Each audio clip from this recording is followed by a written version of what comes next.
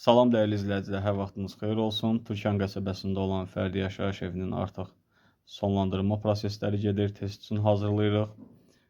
Bəzi işlərdən istəyirəm sizlərə də təqdim edeyim, baxasınız. Deməli, bizdə tavan vasitəsilə radiator xəttlərimiz gedir. Gördüyünüz kimi. İstifadə eləmişik kaset lentdən və onları milə bərkitmişik. Yerdə isə bu borular isti döşəmənindir. Bunları qofralamışıq çünki bütün otaqlarda bizdə otaq termostatları olacaq. Bunların hamısı izolyasiya olunub. Bu hissədə bizdə ikili XPS olacaq.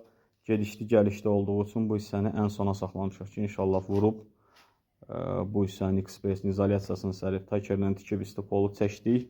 Suyunu vurduq, yəni həmin günü tərk eləyəcəyik. Ayaq altına qalıb əzilməsin.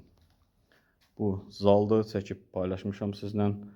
Zaldan, yataq otağından, mətbəxdən gələn bütün isti döşəmələr deməli qofralanıb və gəlib burada olan bizdə isti döşəmənin kollektoruna.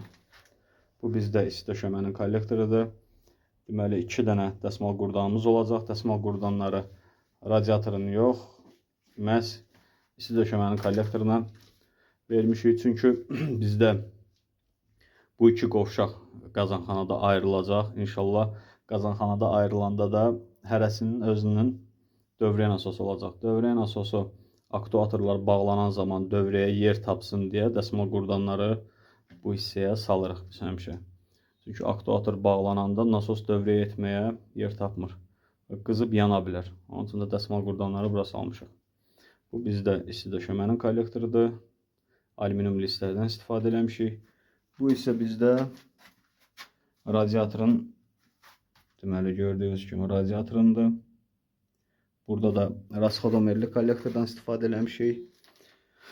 Həm metrajları tənzimləyəcəyik, həm də inşallah aktuatorlar olacaq, otaq termostatları olacaq. Belə dostlar, gördüyünüz kimi futulkalar yerində, bunların hamısı markirovka olunacaq. İnşallah printerimi gətirəcəm, burada hamısı bir-bir yazılacaq. Bunlar da belə bu qaydada. Belə dostlar, izləmədə qalın, hələlik.